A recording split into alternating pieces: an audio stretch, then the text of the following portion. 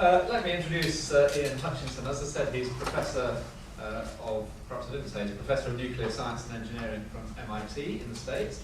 He's come across just to give this, for which we're very grateful. He's not a stranger to Cambridge. He did an MA, a bachelor's and master's here first, and then he went to one of our dominions in Australia for a PhD. His interest is in plasma physics, and he's written books on that.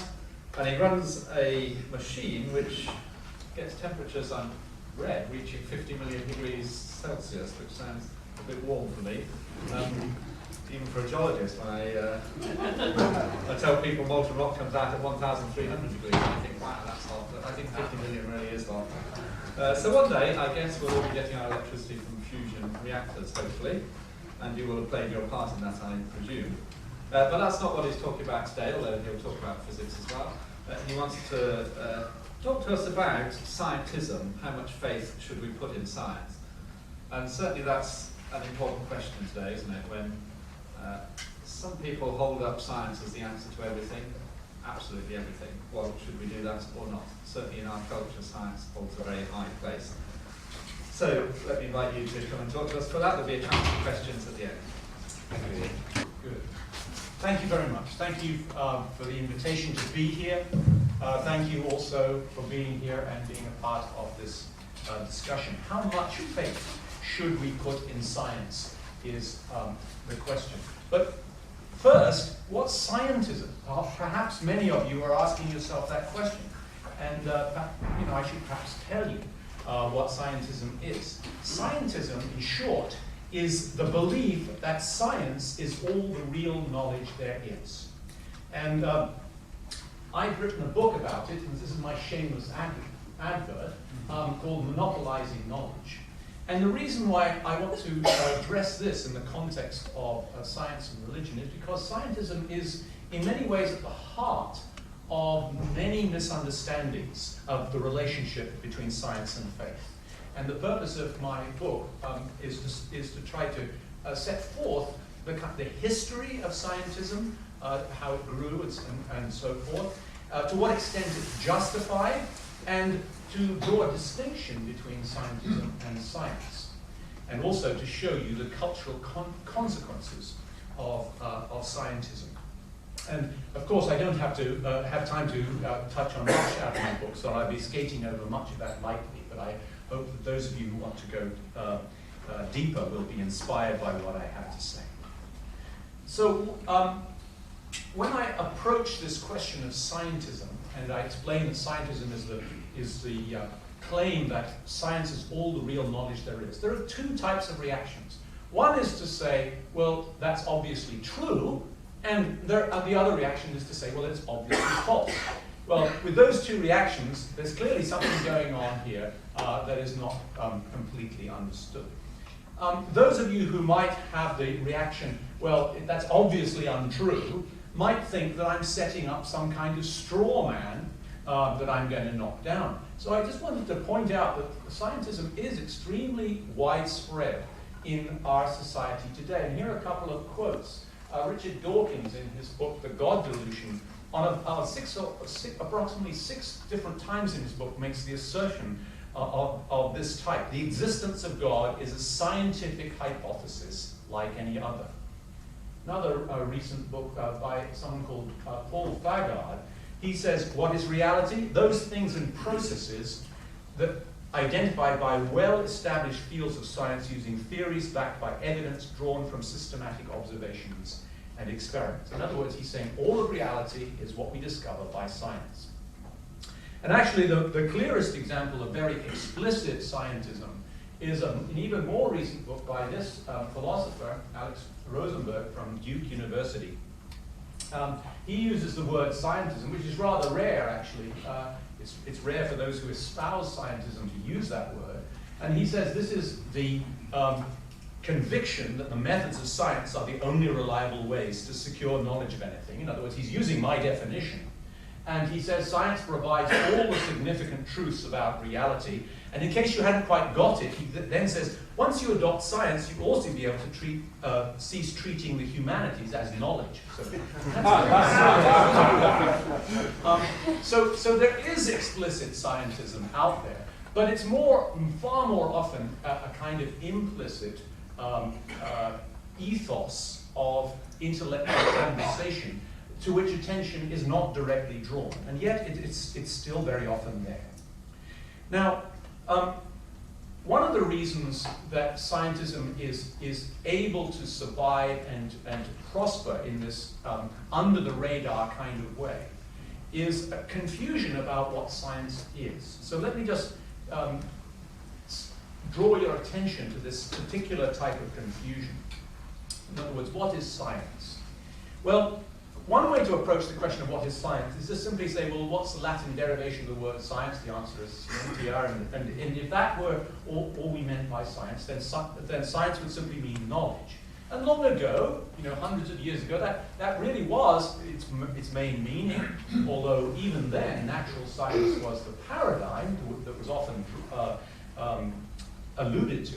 So if you read the Encyclopédie of Diderot, one of the sort of founding documents of the Enlightenment, science is basically defined as any kind of philosophical concept, provided it's demonstrated by systematic demonstration.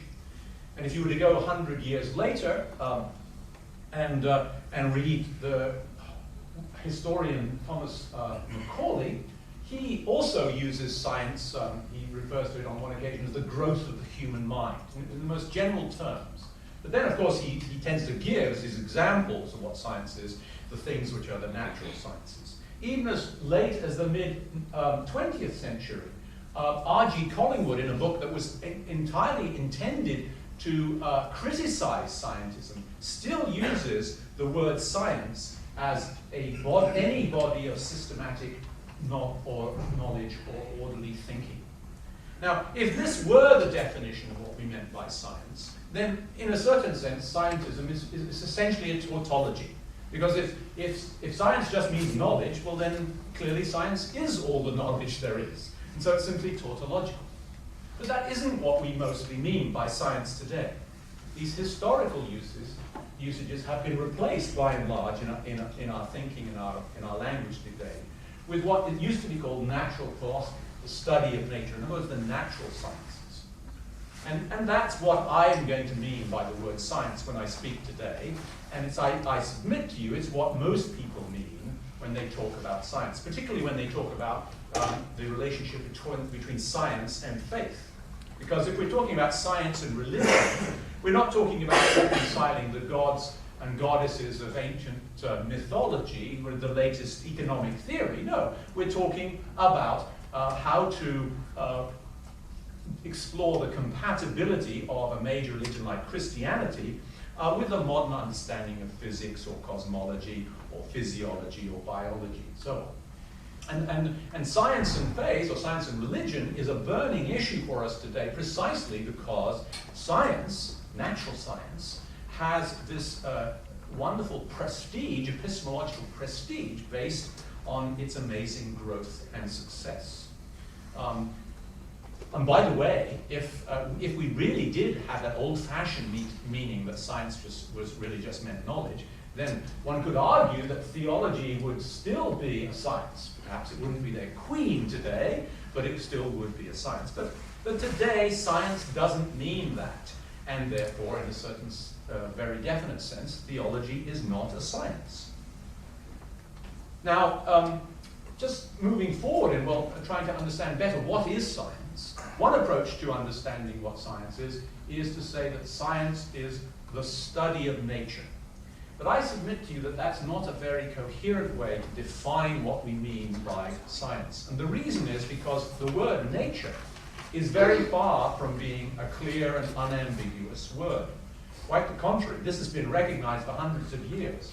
Robert Boyle was one of the founders of the Royal Society and wrote a whole book which was entitled A Free Inquiry into the Vulgarly Received Notion of Nature.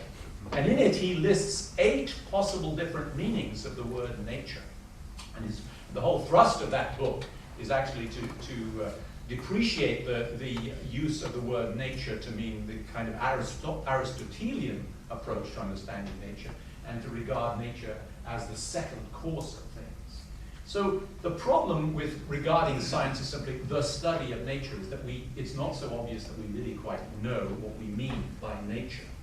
It's rather ill-defined. So science is actually better understood, not by studying its subjects, but rather by considering its methods. And the methods of science are studied in great depth by philosophers and historians, but I would like to suggest to you that we can boil down the methods of science and hence identify what we mean by natural science in the following way. We're very familiar with the distinctive characteristics and strategies which science uses. Things like observation, experiment, measurement, systematization, mathematization, self-consistency, and so on. But I think those can all be boiled down really into two main headings. The first I call reproducibility. So in science we require the ability to make reproducible, repeatable observations or repeatable experiments. And the second characteristic, which I'm going to expand on both of these more, is what I refer to as clarity, and I'll use a capital C because it's a kind of technical use of the word clarity. And this is that we require in science unambiguous descriptions, the sorts of descriptions that we get from measurements. And we also proceed then to classification. And perhaps many people will think, especially in terms of mathematics, when we talk about science, which in many ways has the clearest sort of clarity. Now, these two characteristics, I submit, imply that science's scope is limited, it's constrained by its insistence upon reproducibility and clarity. Michael Faraday, a wonderful character in 19th century science in Britain, used to explain that he had a tremendously fertile imagination.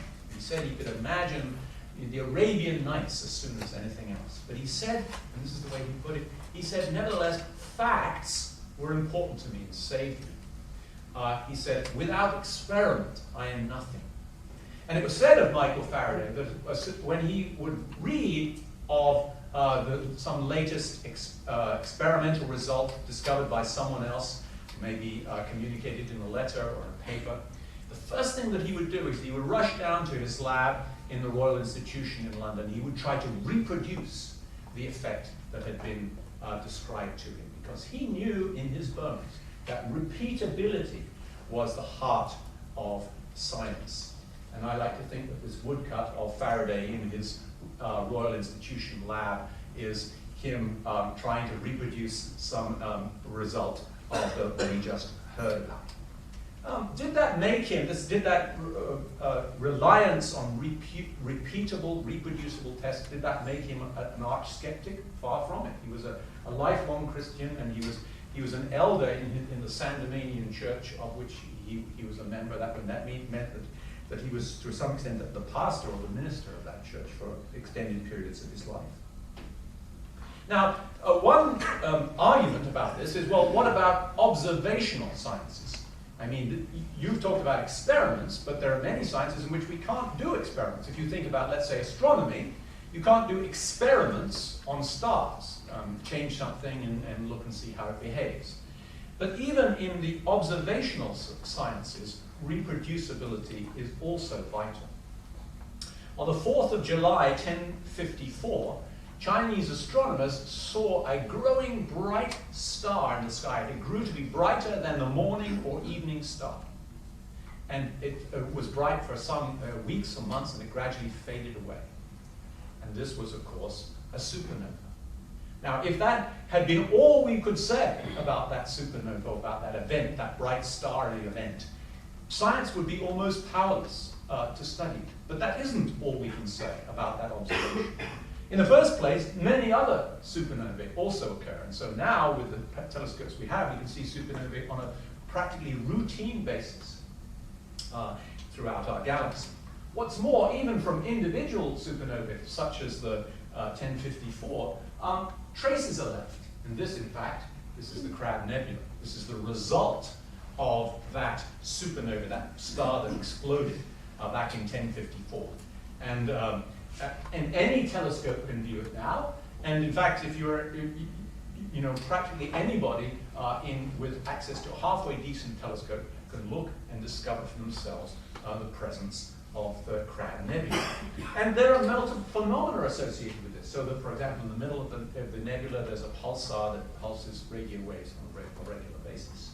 And if you care to keep track of the size of this nebula, as some undergraduate students from Dartmouth College did, you can see that it's actually expanding a little bit year by year. And if you track that expansion and you measure it and then you imagine it played backwards, you find that this thing must have occurred sometime in the 11th century. Yes, of course, it was actually that supernova of history. So reproducibility is equally important in the observational sciences as it is in experimental or lab sciences. It's just not reproducibility at will. But there are many, many things in our lives and in our intellectual thoughts that are not reproducible. And I think history, to me, is the clearest example of an academic discipline in which it's not dealing with reproducibility. Only a tiny fraction of history's activities benefit from anything bearing the stamp of the methods of natural science. I mean, how do we know the truth of the statement that Julius Caesar was murdered on the steps of the Roman Senate in 44 BC, 15th of March? I mean, of course, we don't know that by science. We know it convincingly. This is a fact of history, but it's discoverable and it's established by methods that are very, very different from the methods that we expect to use in the natural sciences. So yes, history is real knowledge, it's just not scientific knowledge. Looking around the room, there are probably many of you here were alive when Margaret Thatcher was the Prime Minister of Great Britain, and during that period, Milton Friedman, who's an economist, his theories, which were known as monetarist theories, were put into practice in the United Kingdom. This was often referred to by the press as the monetarist experiment. Now, was this a scientific experiment?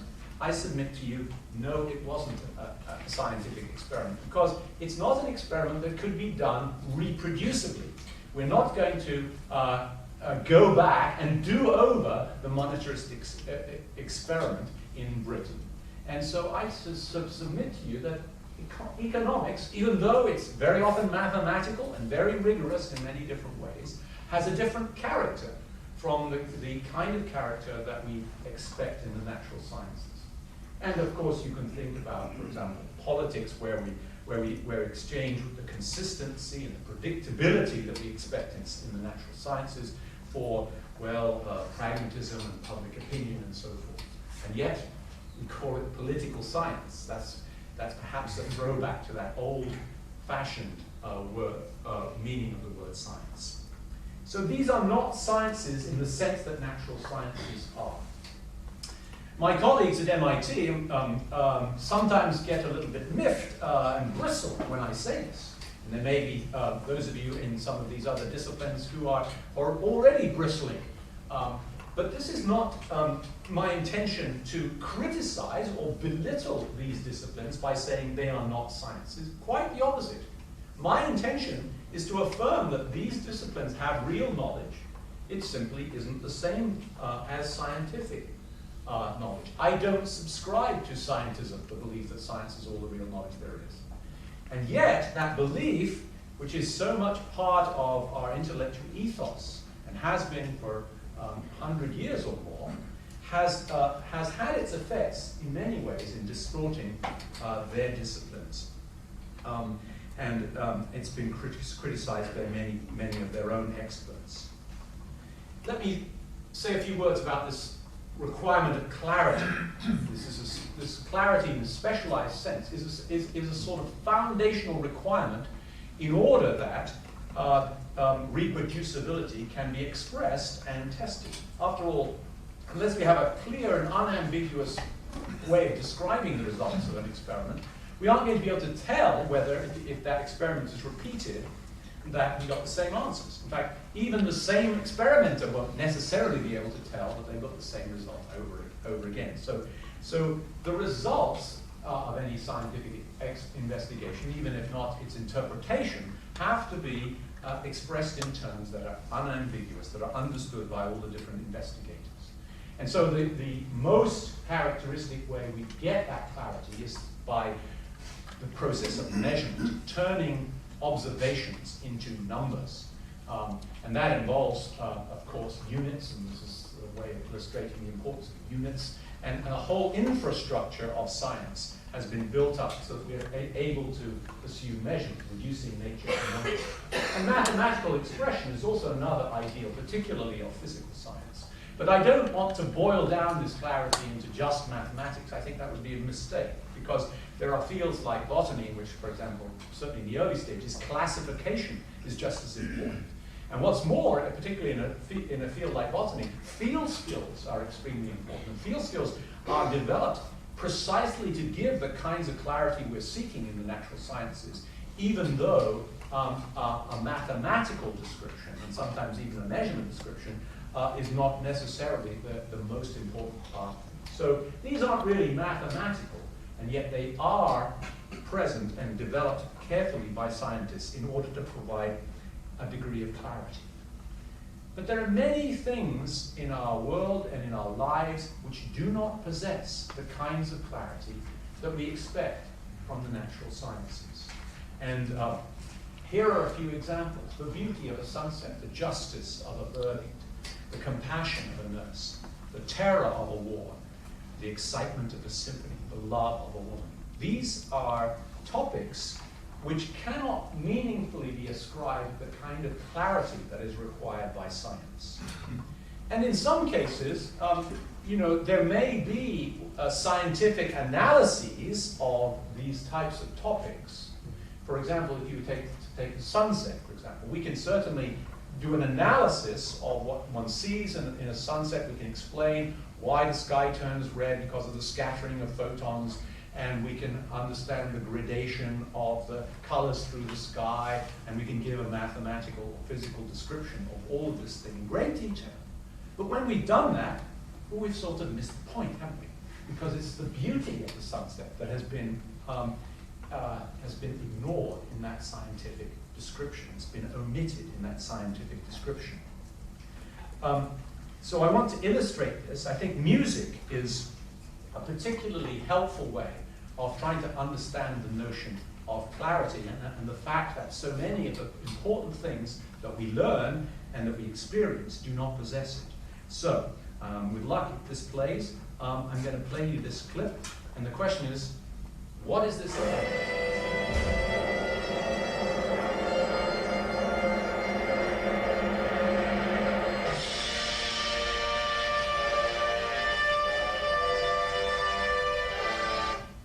Now, there may be some of you out there who know what that event is, okay? But here's one way of describing that event. We could describe that event, focusing perhaps on this young lady here, by saying that it is taking two pieces of mostly copper.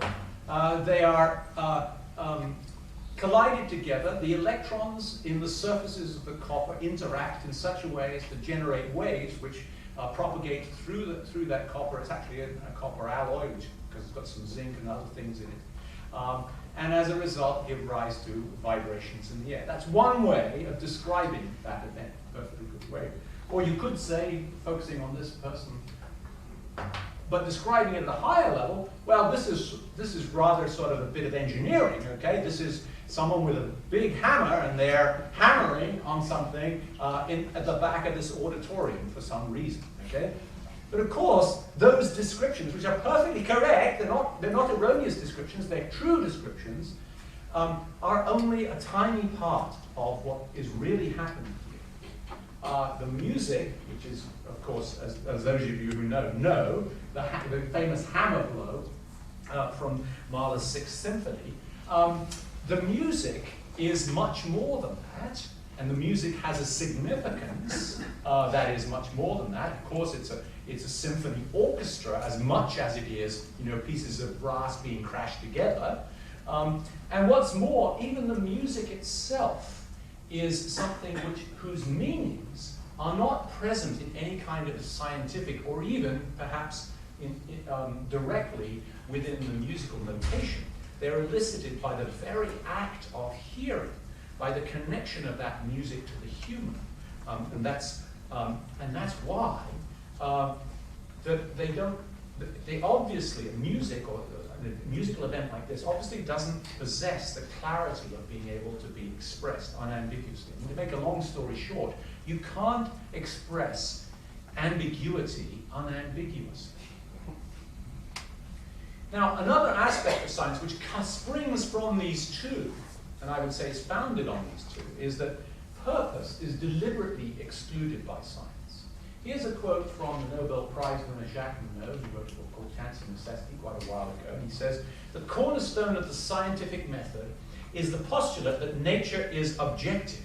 In other words, the systematic denial that true knowledge can be got at by interpreting phenomena in terms of final causes, that is to say, of purpose." Now, I like this quote for two reasons. The first reason I like this quote is that it's a classic example of implicit scientism.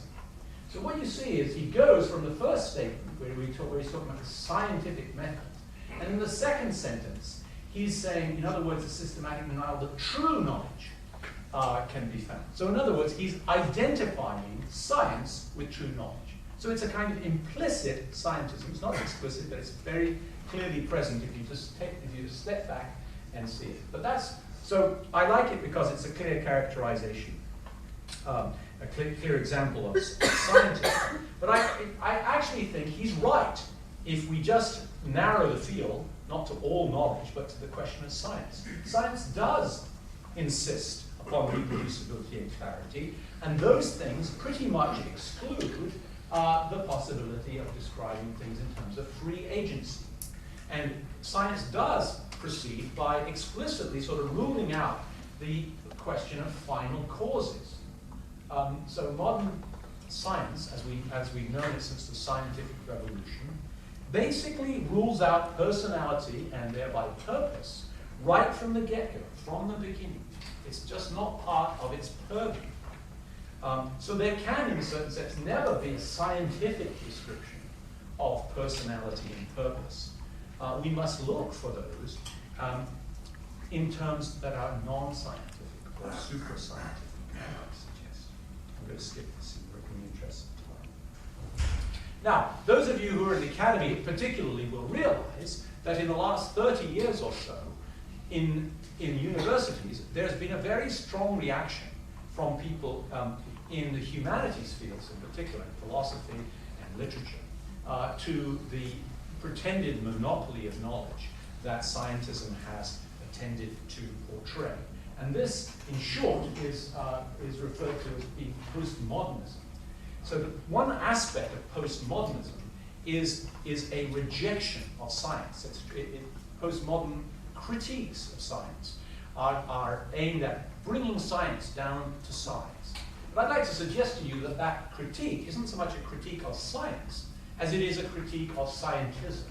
But here's an example. Jean-François Lyotard was often considered to be kind of founder figure in postmodernism. Here's what he said. Scientific knowledge doesn't represent the totality of knowledge.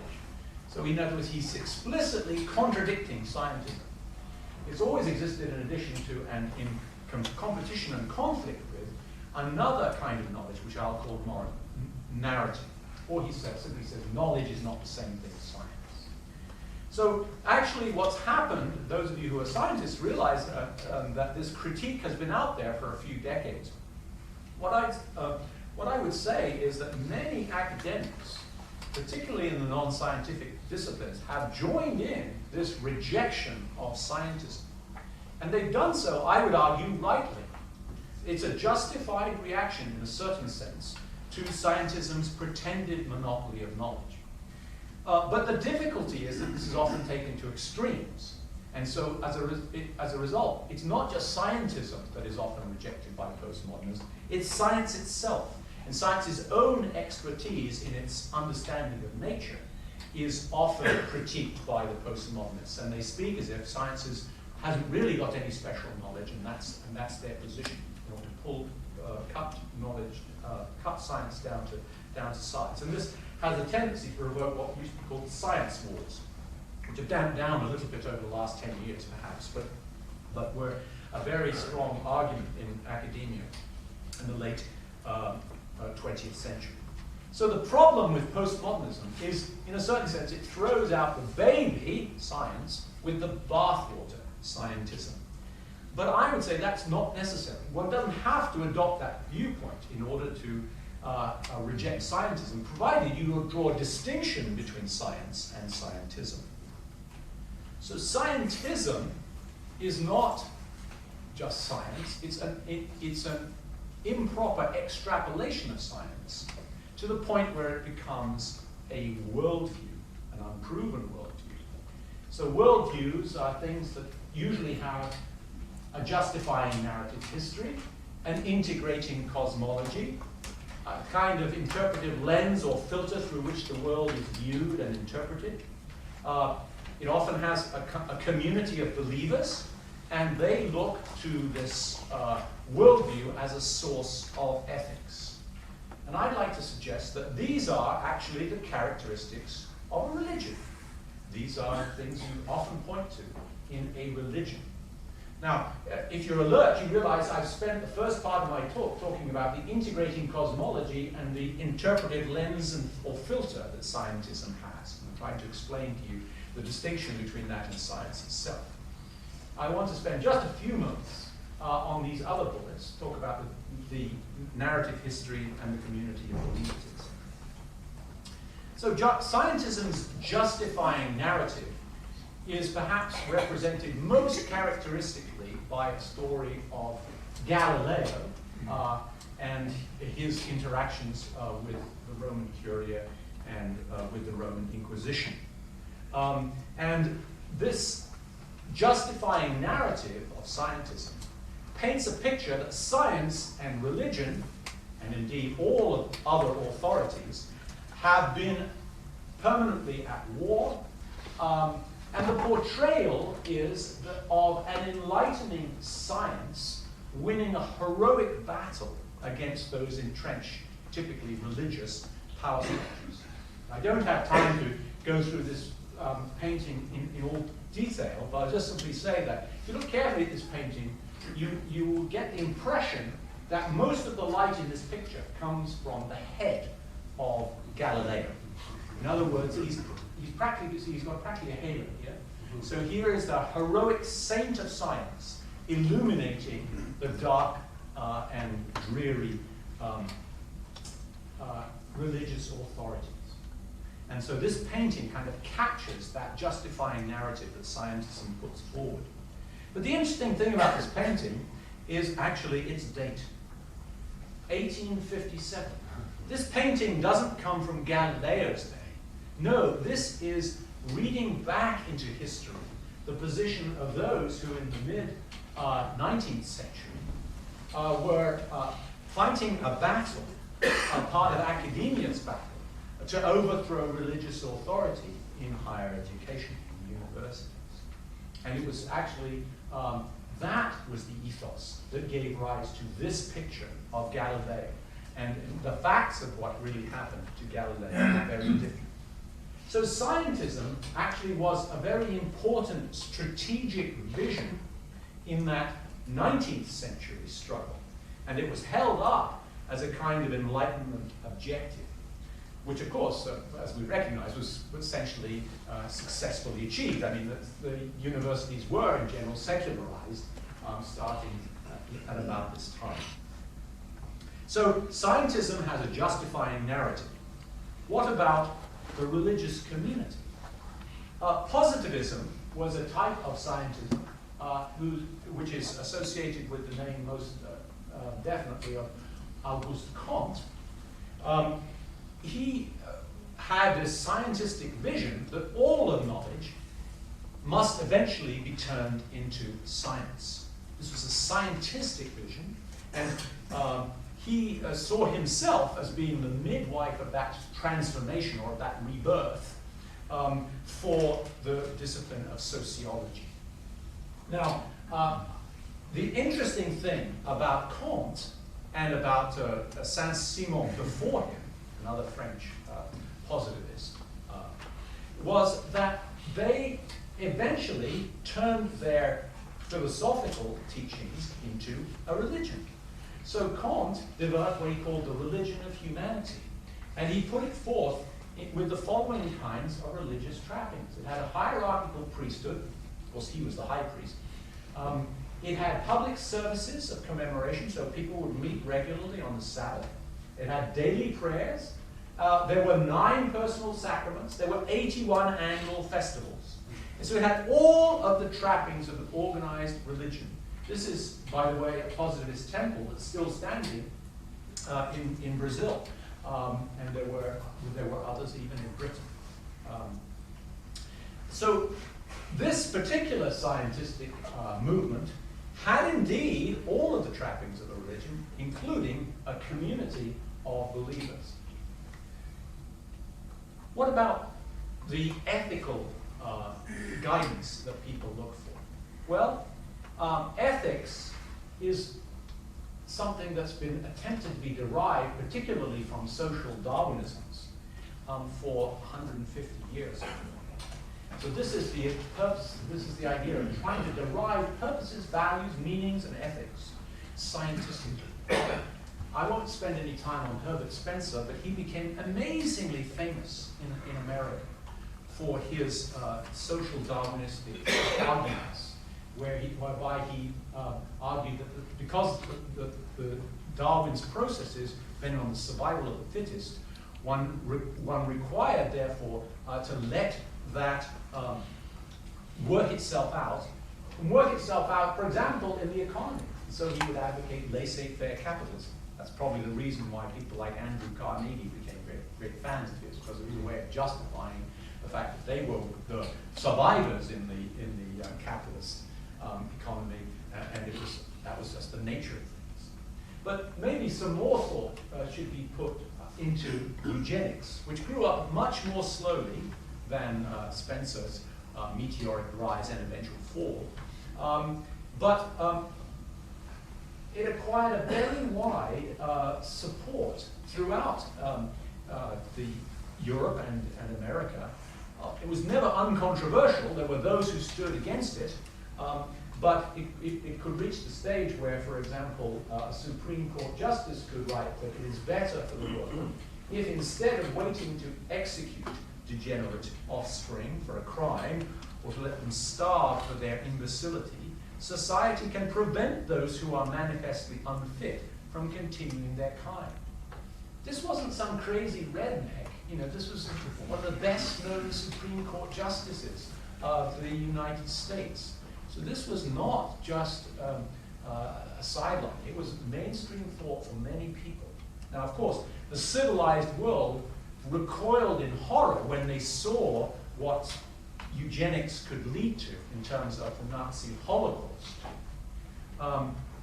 And there was, of course, a very salutary recoil from that. But it wasn't too long before these efforts to derive morality scientifically got back into business. And sociobiology is one example. E.O. Wilson's book on sociobiology came out in 1975, and in it he was essentially applying analogies from social insects to human. And this was backed up by evolutionary explanations, rather speculative explanations. Actually, it's interesting that when E.O. Wilson published these books, he was really fiercely criticized by his scientific colleagues from Harvard, who said that,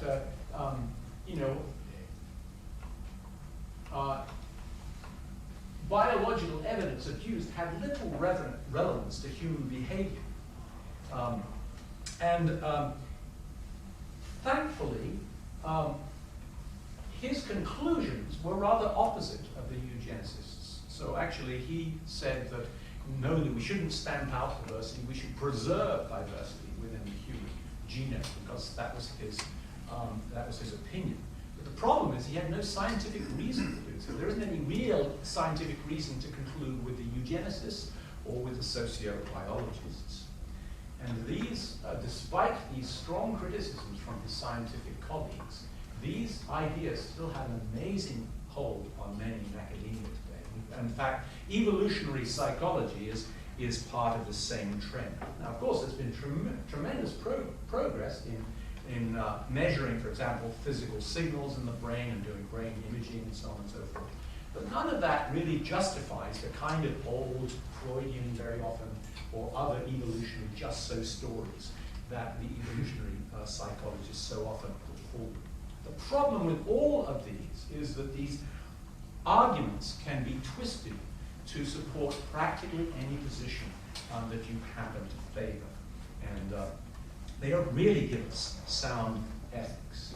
So I want to give you my answer to the question, how much faith should we put in science, and then say a few words more specifically about Christian belief. Natural science, I think, is indeed preeminent in its understanding of the ways in which the world shows reproducibility and clarity. And it is reasonable, in my view, to trust science preeminently in these questions of nature. That's what I mean by nature, is those things. But by the way, even that decision requires an assessment that goes beyond science itself. In other words, science can't pull itself up by its bootstraps. But it's not reasonable to view science as all the real knowledge there is. And it's not reasonable to insist that science's methods have to apply to all of academic study, let alone all of life itself. So the important point that I want to make here is that religion is not a special case. There are many other disciplines to which science doesn't apply. And so it's not simply that religion or Christianity is asking to be given a special excuse from being rational, whereas the rest of the academic world adopts the methods of science. They don't and they shouldn't. To go beyond a reasonable trust to this, what I would regard as an unreasonable faith in scientism, is to make a religion not a religious commitment, not a scientific commitment. So I would summarize by saying that yes, scientism and Christianity are incompatible, and the reason is basically because scientism is a rival worldview, or I would even go so far as to suggest a rival religion. But scientism and a lot of other non-scientific disciplines are also incompatible. So religion isn't a special case. And I believe that science and Christianity are not incompatible, although they may, well, on occasions, act in a kind of mutual method of mutual correction and constraint. And the way that we can develop a viable and helpful relationship between science and Christianity is to distinguish science from scientism. Because once we make that distinction, we recognize that both scientific and non-scientific descriptions of a particular phenomenon or a particular aspect of the world can simultaneously be valid. And I'd like to say that this is not a new idea. This is not a reaction on the part of religious believers to try to find a way of making sense of the world that allows them their religious belief. Far from it. It's the way that the Bible has always regarded the things of nature. That they have, in a certain sense, a natural description, but in many cases they also have a description which is spiritual. So scientific and non-scientific descriptions can simultaneously be valid. Similarly, this outlook was historically important, and it was part of what our forebears meant when they talked about the revelation of God being in the form of two books, the book of nature and the book of God's work, and the book of God's word, which is the Bible. And finally, it's philosophically necessary because many non-scientific disciplines require us to regard this possibility that scientific and non-scientific descriptions can simultaneously be valid. That's part of the way they operate. There are some true contrasts, I'd like to suggest, between science and the secular worldview that goes with scientism and the Christian worldview. I think it's fair to say that a starting presumption in much of the intellectual West today is that there is no reality deeper than what natural science discovers, and that there is no good higher than the freedom of the individual. Now, Christianity has a different view. Christianity believes that both the deepest reality and the highest moral good or authority are to be found in loving relationships. We Christians believe that the world exists because a God whose nature is love, expressed in relationship, has made it and loves it. And we believe that individuals are loved by God and find their true fulfillment in entering willingly into a relationship with God, and a loving relationship with one another. Now, we look around us and we see that all is not love. There's a great deal of pain and alienation and suffering, strife, and war. But Christians believe that God has entered into the experience of his creatures in the person of a human, Jesus, and that he has somehow taken upon himself that alienation and suffering, and at enormous cost, overcome it. And we believe that this stupendous redeeming act took place in history, in a small country in the Middle East, and that it reverberates up and down the centuries. Now that worldview, that Christian worldview, is not a scientific worldview, but that doesn't mean that it's irrational, or that that it's incapable of being rationally discussed and thought about. Indeed, there are many reasons why we should take seriously Christianity and the existence of God. In fact, there are many different types of reasons to believe in God. There are classical philosophical arguments. There is evidence, to which I'll come back in a moment. There is immediate individual experience. There is a sense of organizing or ordering coherence within the religious worldview. And there are simple arguments of utility. I won't go into expanding on those. But even if we just take one of those types of arguments, or one of those types of reasons, just focusing on the question of evidence, the sorts of evidence that one would expect to give and to find for Christianity is not so much scientific evidence as historical or forensic evidence. And that's because of the nature of the claims of Christianity. So if one thinks about the question, if science isn't the only way to find out the truth of science, it certainly isn't the way to discover the reality of the claims of Christ, how do we discover? Well, I'd like to suggest it's kind of common sense. You use the primary documents. Use your intelligence. But what's very, very important, I think, is not to start with presuppositions that already entail the answer to the key questions. So if you start with scientism, if you start with the underlying belief that science is all the real knowledge there is, then you're not going to get very far. If you start with the belief that miracles simply don't happen, then you're going to have a certain view of, if you read the New Testament, of the plausibility. But I would submit that that's a situation where you've already assumed the answer. The flip side is that if you want to approach the claims of Christianity with an open mind, you probably don't want to start by saying, well, you have to believe that the Bible is inspired by God and all true, because that's, again, assuming the answer. I don't mean to say that we Christians don't regard the Bible as inspired. We do. But I'm saying that the scriptures can perfectly well be studied without making that assumption from the get-go. Focus on Jesus Christ, I'd like to suggest, because after all, Christianity is about him. And you can ask yourself questions like, was he an historical figure?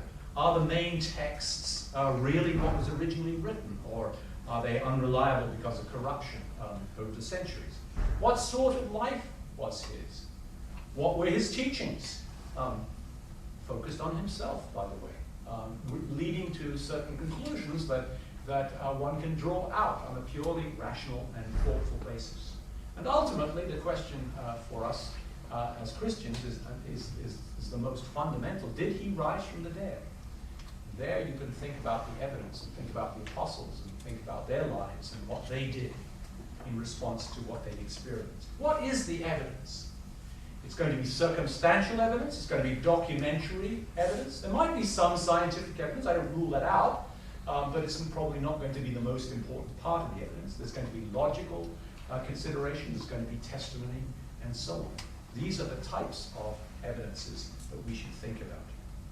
And ask yourself the question, if there were such a God and such a Savior as I've tried to describe, so engaged with his creation, desiring a personal involvement in his creatures, how would one discover that?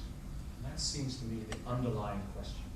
And the answer I'd like to offer in closing, welcome to questions, the answer I'd like to offer is, you would try that out by seeking the relationship, or at least being open to the relationship. And in order to do that, I think you have to start at the level of presuppositions. That you have to be open to the possibility and to the reality that there is more to life than that which is described by science. And it's in that sense I'd like to suggest to you that we could begin to understand, not complete, we could begin to understand what is meant by Christians when they talk about faith. Perhaps it is that openness to the possibility that God will speak and God will interact with us. Thank you very much.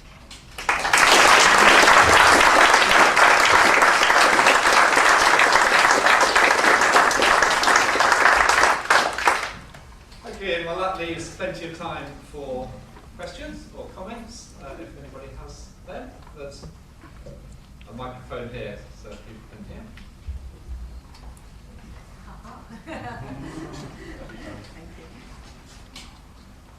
Thank you very much for a marvellous, very enriching talk. Just had a couple of quick questions. Terminological, really. It's problems to do with definitions. The first was, I can't quite remember the wording on the first slide, that scientism is defined by reference to knowledge, or true knowledge of reality. Just playing devil's advocate for a moment, I can see scientism actually getting quite comfortable with non-scientific knowledge. I think scientism is more to do with a theory about ontology, the way things are, than epistemology, the way we come to know about things. So, for example, scientism, I think, could get comfortable with the idea of historical knowledge, or even moral knowledge. The scientistic believers' claim is that the objects of that knowledge either are to be identified with physical facts about the world, or can be exhaustively reduced to physical facts about the world. And so that's perhaps just something in just the wording of the definition. So can I answer? Yes, please. So thank you for that question. Very thoughtful question.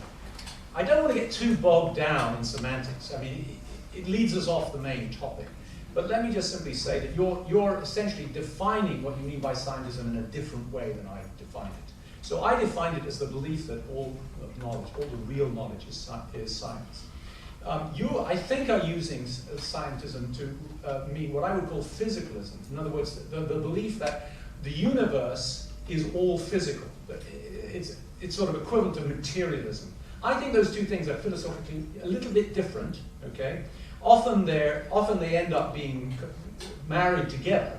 But I use the word, I use my meaning and my definition somewhat directly to draw a distinction between that, because I think you're right that it's perfectly possible to to have a completely physicalist view. In other words, believe that the world is just what we see physically and what science measures, but that, that somehow religion or music or history and so forth are also valuable. But scientism, in the way I believe it, or the way I speak of it, goes further, and it says really those things are epiphenomena. What really counts is the science underlying it. But that transition is, of course, subtle. Yes, I agree completely, and I'm sure one could find any number of people on both sides of the fence who understand those terms differently or identify those terms together. Very quick question, I don't want to take too much time.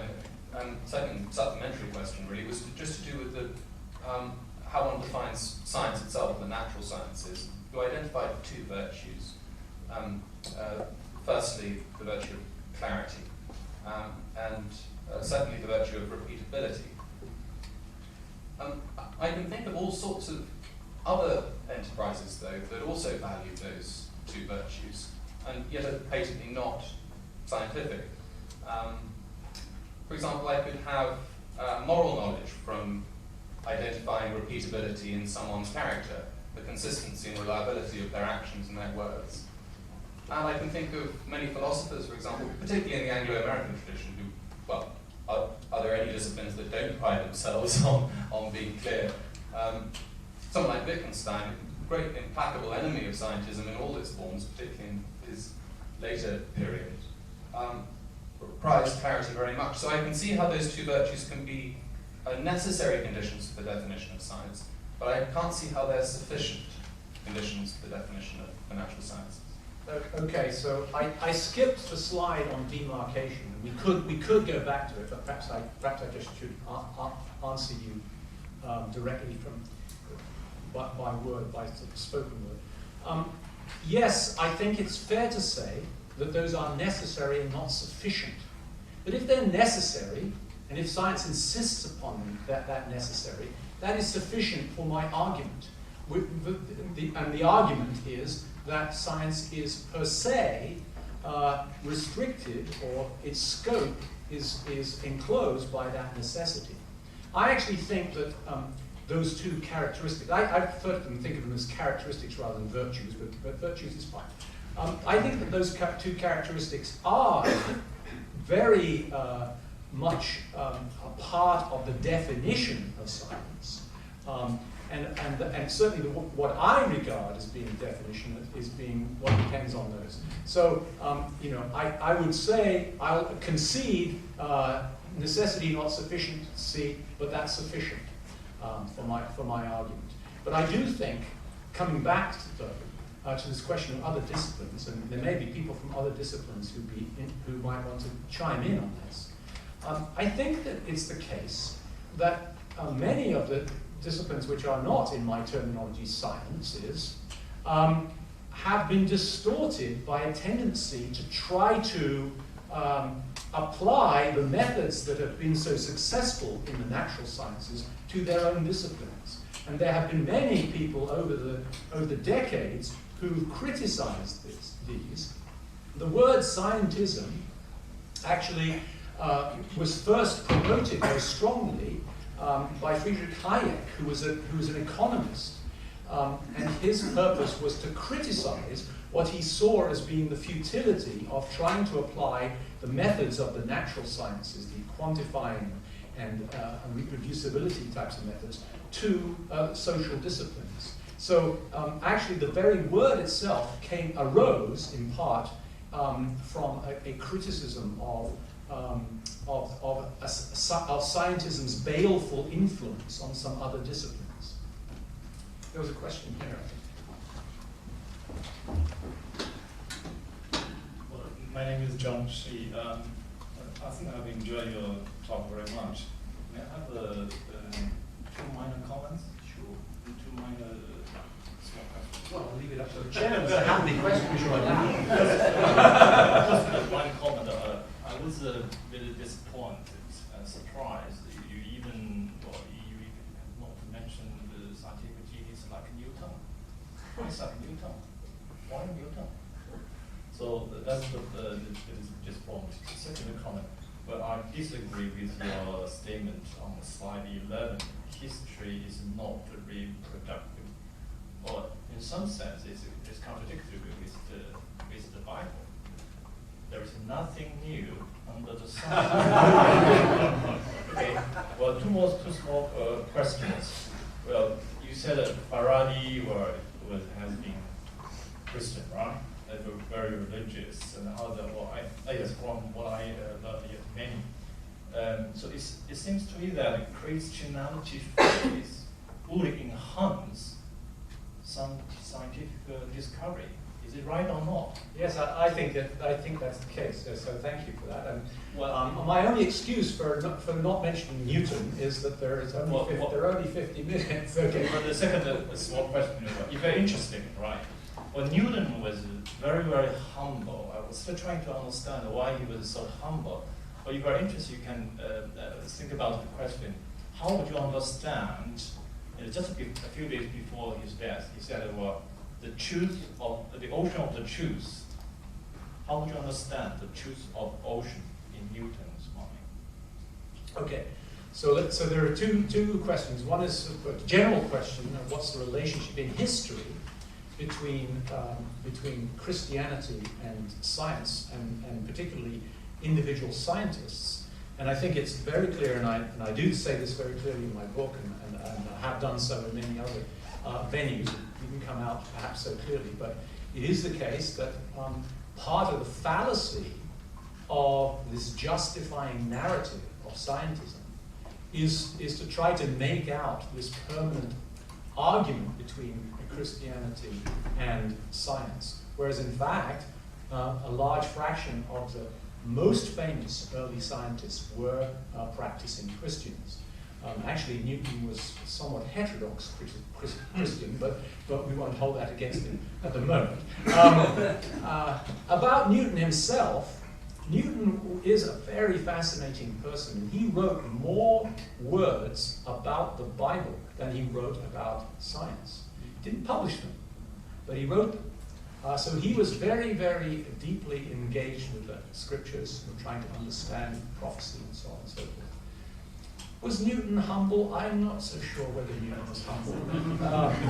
But he did say that he was, he felt himself like a child on the seashore, having picked up one or two shiny pebbles and examined those, and there was so much more to discover. So that was a certain humility in Newton's outlook. So thank you for bringing that up. Yeah.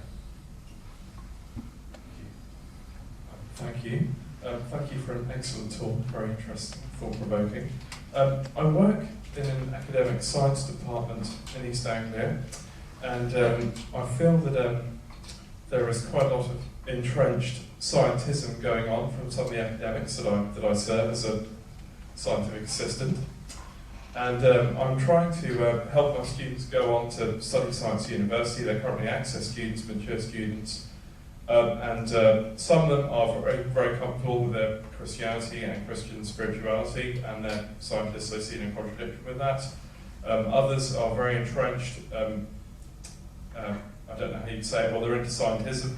I don't want to say scientismist or something, show my ignorance, but yeah, they're basically very entrenched in scientism, and they seem to be intolerant of other people in many ways. But then I sense there is a big middle ground for people who are uncomfortable being steamrolled by the scientism, and I want to reach this middle ground a little bit, provide a bit of balance, because these people are going to be tomorrow's scientists, hopefully, and I think a lot of what you said tonight is very helpful. I would ask if you have any further recommendations for me to help me do that.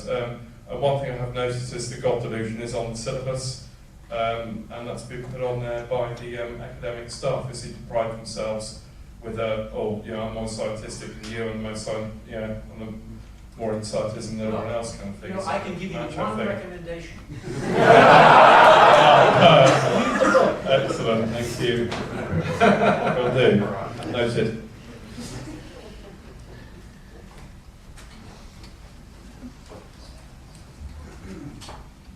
Hi, great talk, and thank you for answering that question. I just want to ask a question, it's kind of related.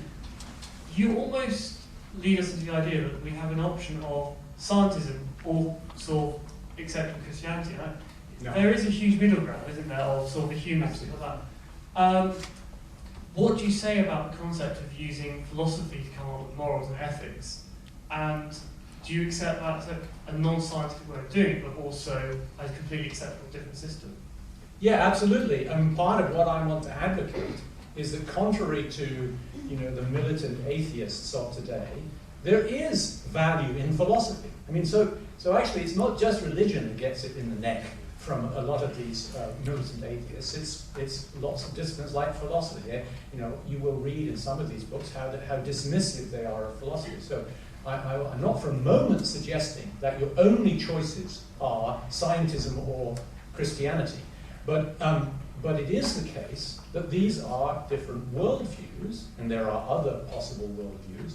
And I think that what I've tried to do is to point out the shortcomings, the narrowness, the poverty, actually, of the scientific worldview, and ask people to open their minds and recognize that there are a whole host of aspects of the world, including academic disciplines, including questions of ethics and so forth, that call for methods of study and investigation that bear little relationship whatsoever to the natural sciences, and they inevitably do. So thank you. Yes, I mean I would very much affirm what you're saying. Yeah.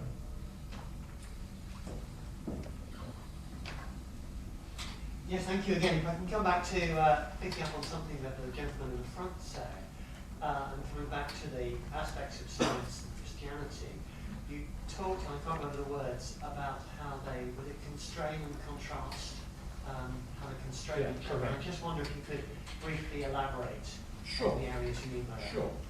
So I think it's the case that if you have a religious view that, for example, says that the universe is 6,000 years old, then science corrects that.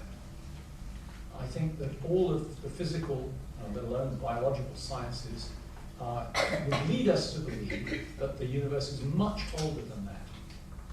And so that's an example, there are many others you could point to, of science, I would say, correcting an interpretation, I would say, of the Bible that might have been held quite widely historically by Christians, but from what we now know is incorrect.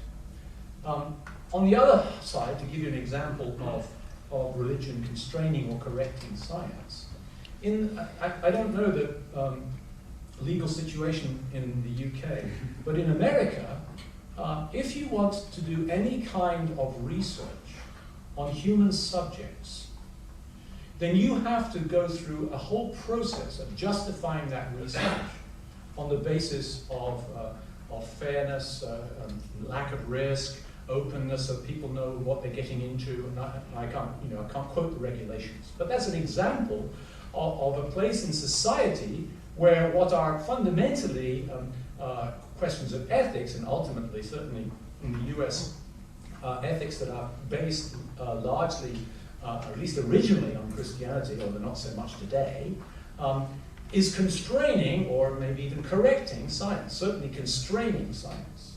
So there are two examples of the way that there can be mutual correction and constraint, and I'm sure that there are people out there who could think of many others.